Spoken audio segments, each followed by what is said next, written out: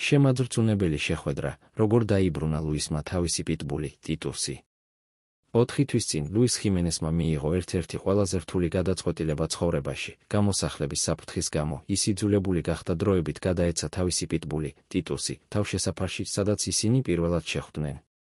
ეს განშორება ორივესთვის გამოცდა იყო, მაგრამ პატრონის სიყვარულმა და შეუპოვრობამ საბოლოოდ ბედნიერი შეხვედრა გამოიწვია.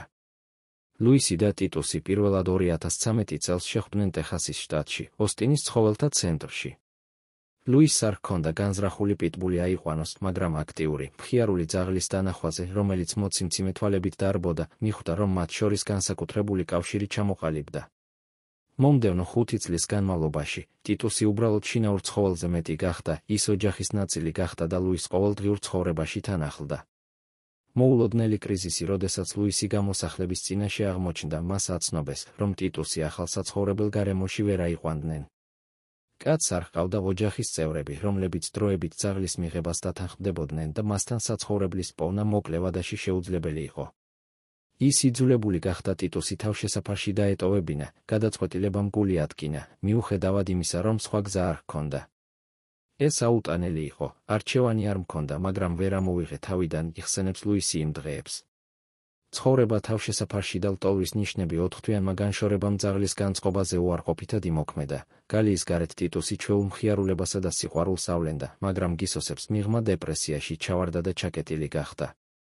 პერსონალი და მოხალისეები ყველაფერს აკეთებდნენ, ასეირნებდნენ, ყურადღებას აქცევდნენ და თამაშობდნენ, მაგრამ ვერაფერი ცვლიდა მუდმივ სახლს და ნაცნობ რუტინას იმ ადამიანთან, რომელსაც ენდობოდა.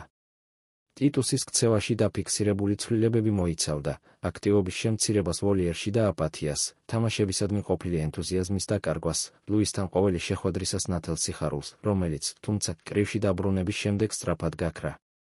ურყევი მონდომება ტანჯვის მიუხედავად, ლუისი არ ნებდებოდა. ის რეგულარულად სტუმრობდა ტიტუსს, მუდმივად ურეკავდა თავშესაფარში და ყოველჯერზე ცდილობდა ძაღლთან ცოტა დრო მაინც გაეტარებინა. ეს რიტუალები ინარჩუნებდა მათ კავშირს და აძლევდა მათ იმედს, რომ ერთად დაბრუნდებოდნენ. 4 თვის შემდეგ ლუისის ძალისხმევა წარმატებით დაგვირგვინდა, მან მოახერხა ადგილის პოვნა შინაური ცხოველის წასაყვანად. როგორც კი ლუისი თავშესაფარში შევიდა, შეხვედრის სცენა ნამდვილი ემოციებით აივსო. ტიტუსი პატრონისკენ გაიქცა, კუდი ველურად აქნევდა და სიტყვასიტყვით მთელი ერთგულებით მოეხვია. ლუისის თვალებში ცრემლები მოადგა, პერსონალმა და მოხალისეებმაც გამოხატეს თავიანთი აღფრთოვანება. შეხვედრის მოკლე ეფექტი, შვების, მადლიერებისა და სიხარულის გრძნობა, რომელიც გულში ძლივს ეტეოდა. გაკვეთილები ეს ამბავი ხაზს უსვამს, თუ რამდენად ღრმა და ძლიერი შეიძლება იყოს კავშირი ადამიანსა და ცხოველს შორის. რამდენიმე მნიშვნელოვანი დასკვნა, შინაური ცხოველისადმი გულწრფელი სიყვარული შეიძლება იყოს ძლიერი მოტივატორი და არასდროს ირყევა ზეწოლის ქვეშ. მოხალისეებისა და თავშესაფრის თანამშრომლების მუდმივი მხარდაჭერა გადამწყვეტ როლს თამაშობს იმედის შენარჩუნებასა და ცხოველის ემოციურ კეთილდღეობაში. თავშესაფრები უბრალოდ დროებითი თავშესაფარი არ არის, ისინი ინარჩუნებენ კავშირს ცხოველსა და ადამიანს შორის და ეხმარებიან შინაური ცხოველების გაერთიანებაში, როდესაც ეს შესაძლებელია. დაბრუნების შემდეგ ტიტუსი სწრაფად ადაპტირდა, მან შეისწავლა ეზო, ის იამოვნა დივანზე და თანდათანობით დაუბრუნდა ცხოვრების ჩვეულ რიტმს ლუისთან.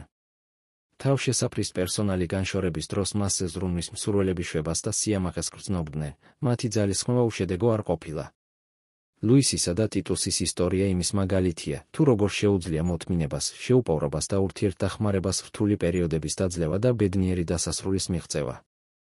მაშინაც კი, როდესაც გარემოებები გადაულახავი ჩანს, ადამიანსა და ცხოველს შორის თბილ კავშირს შეუძლია სიხარული დაუბრუნოს სახლს.